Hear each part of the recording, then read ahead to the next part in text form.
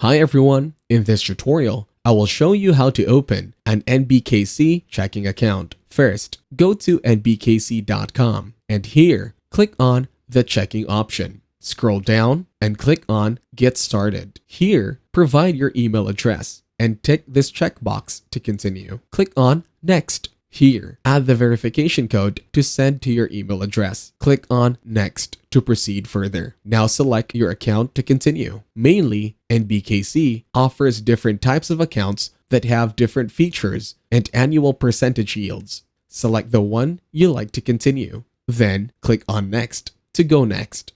Now fill out this form and provide all your information, including your name, email address, phone number, and residential address. You will also need to provide additional details, including your zip code, social security number, primary ID type, days of birth, and mother's maiden name. So just press complete information and mark this checkbox. Once done, click on Next. After setting up your account, you will need to order a debit card, then review disclosures, then finally, your account will be ready to use. Thanks for watching, leave a like, and subscribe.